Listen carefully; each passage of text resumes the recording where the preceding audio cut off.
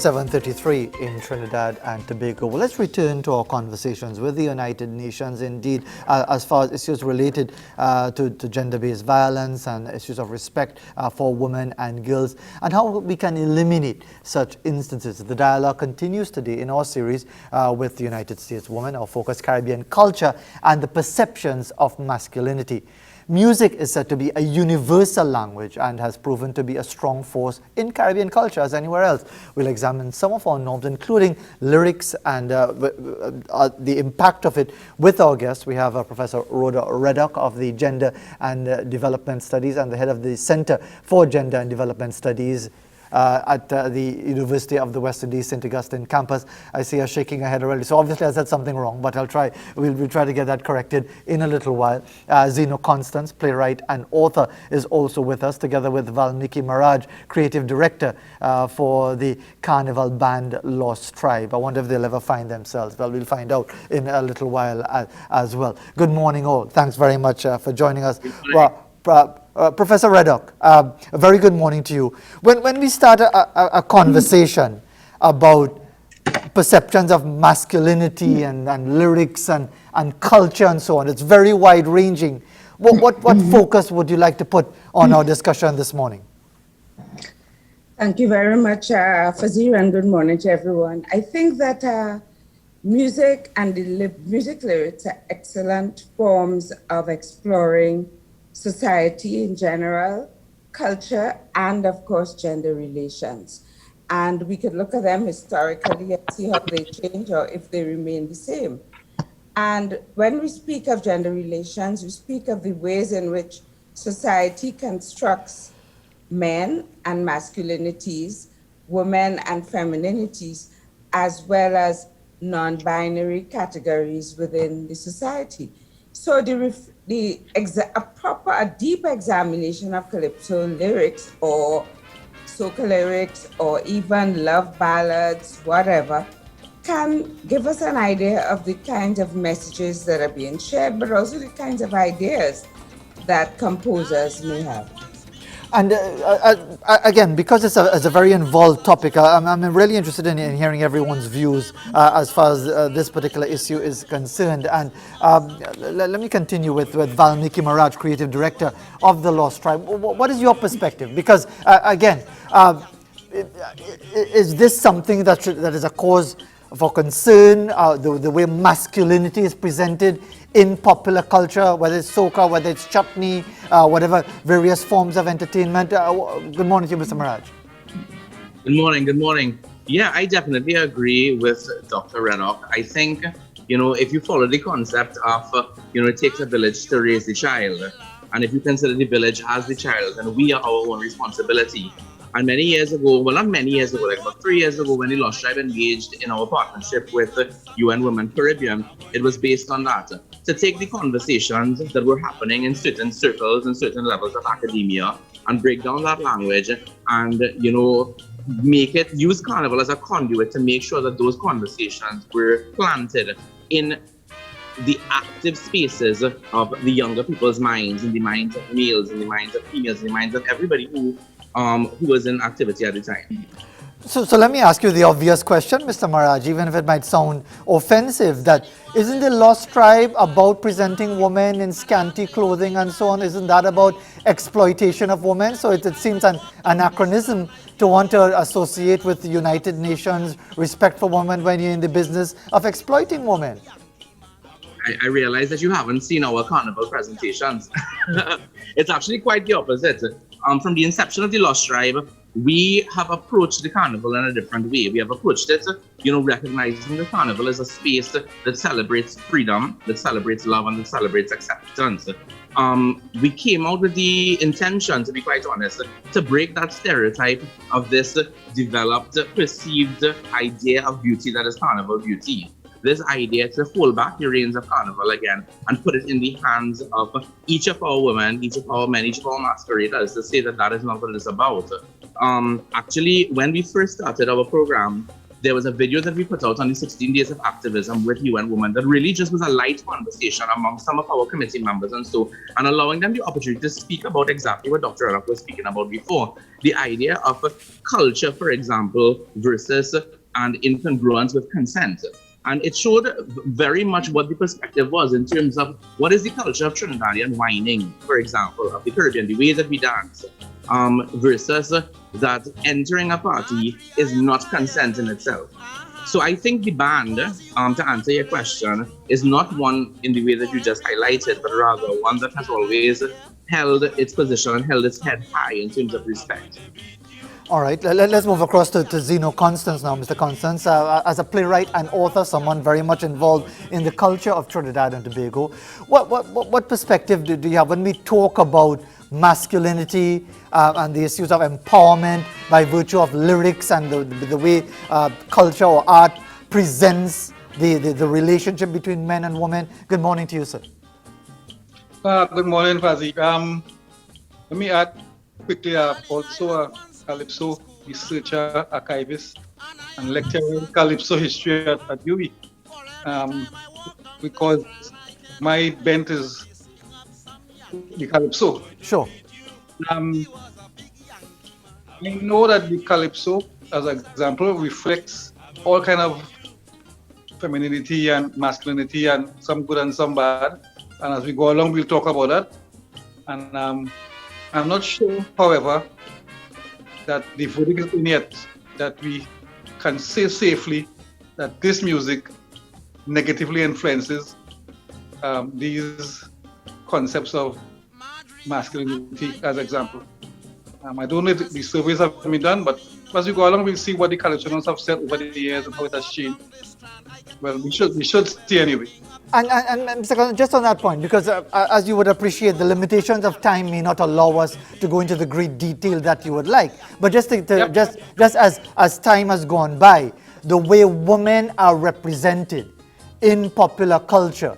I mean, we talk about the blacken their eyes and bruise up their knees, and use different phrases along the way that even up to the modern time, where lyrics suggest that there's an encouragement of sexual activity, that I am here basically to have sex with you in however way it's presented by the lyrics. Is there something that could be said in a society in 2021 should be accepted as part of popular culture?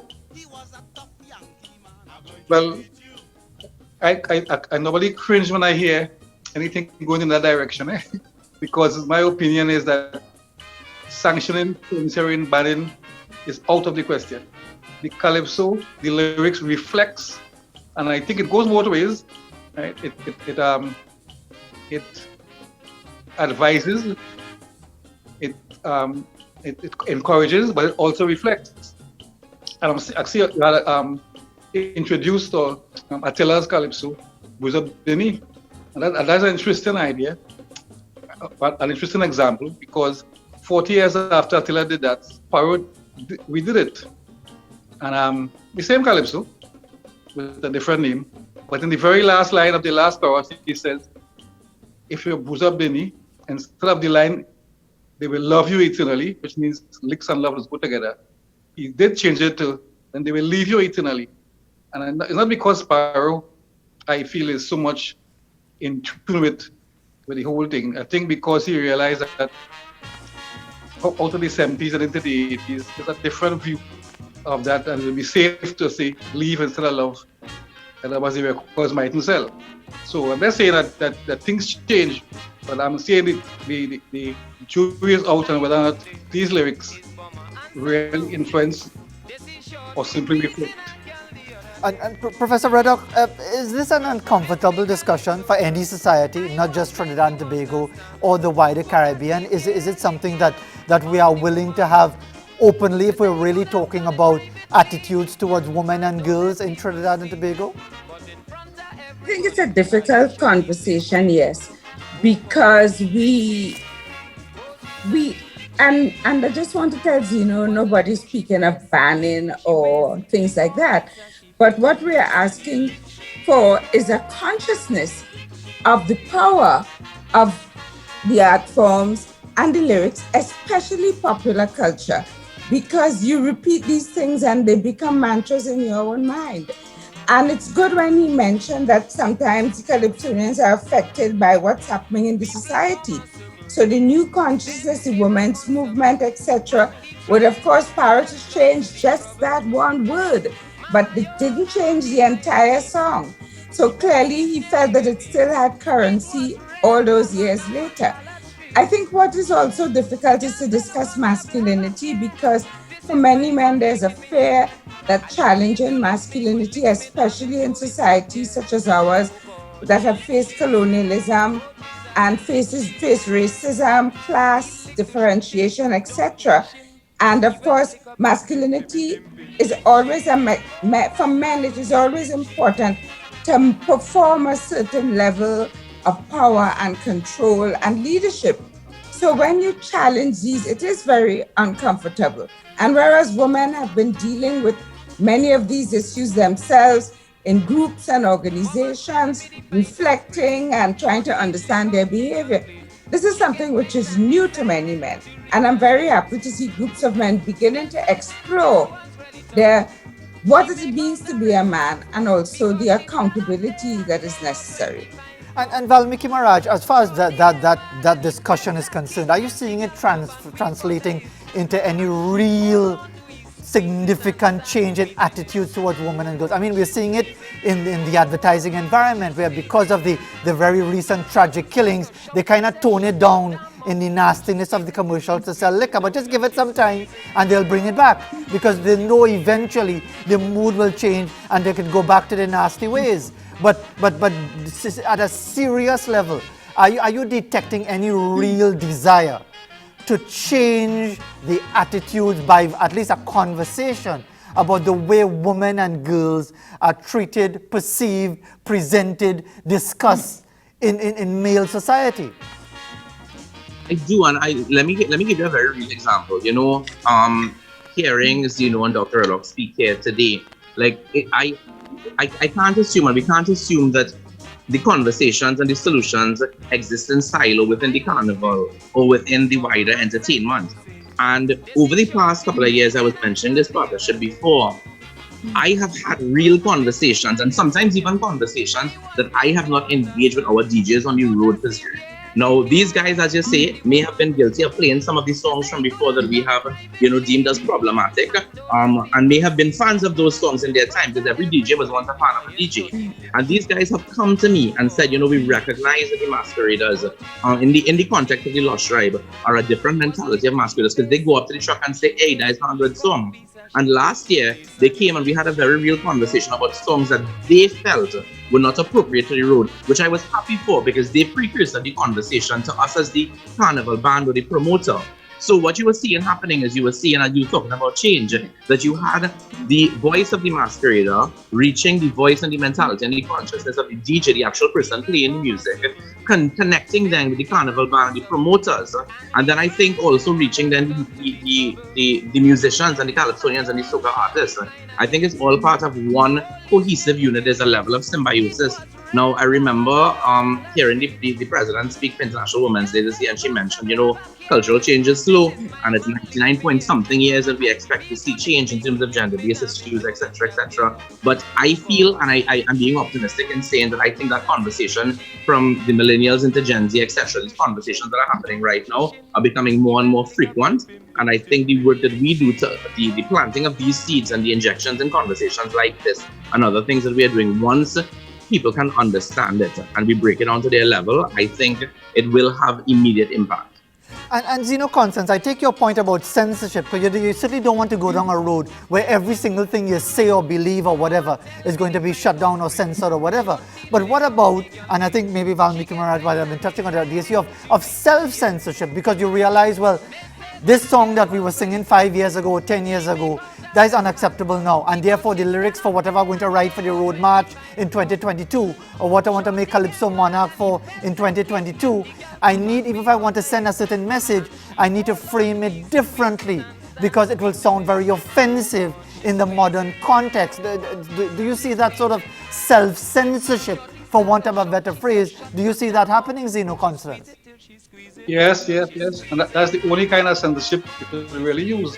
Um, you see, the level of morality cannot be dictated. There's no simple level. You know, um, at the beginning, somebody was saying about, I think you said it to Valmiki, about the women in the carnival bands. And there's a kind of immediate thing that says, if a woman is naked, she can be beautiful, she must be well clothed. It goes both ways. So I'm saying that since we can't legislate, we can't dictate what is morality, what we should have in the songs, then the people will self-censor their own songs based on a number of factors, based on what they expect the crowd will want to hear, based on what will sell, obviously, right, based on their reputation, and a whole set of factors. But I agree that, and I've seen this happen before. I've seen Calypsonians get down on another Calypsonian because he allowed his son, an 8-year-old boy, to sing something that was adult. But that's my point about this censorship. We will always be able to self-censor, but as the society goes on, then what we think. I mean, for instance, I made that point before. Make this the last thing here. That there were about 100 anti-gay songs over the last 80 years, and then because of what's happening now, we get Kut Allen singing something that is not like that. So as the pressure on the society develops because of the new ideas that people have and the new way they move and they live, it will be reflected in the music. I'm never going to be sure that these things that, as Buddha says, these mantras, until we get scientific study that says this song made somebody do this or think like this, I'm still waiting. And that's still that it doesn't happen. I'm saying I don't know. I don't know what these studies are. They might be there, but I've never seen it. And Professor Reddock, does that leave us in a situation where we are either frustrated one way or frustrated the other? What I'm trying to say is that because people maybe want to see the actual direct correlation between lyrics and behavior and applicable to our society with hard data, that unless that is presented, and even then people might question it and question the motives behind it, that really this is a discussion that will find it very difficult to get any sort of traction. I think that it's always difficult, let's say, to go in a court of law and for this person to say, I beat this woman because I listened to Kitchener's calypso, whatever.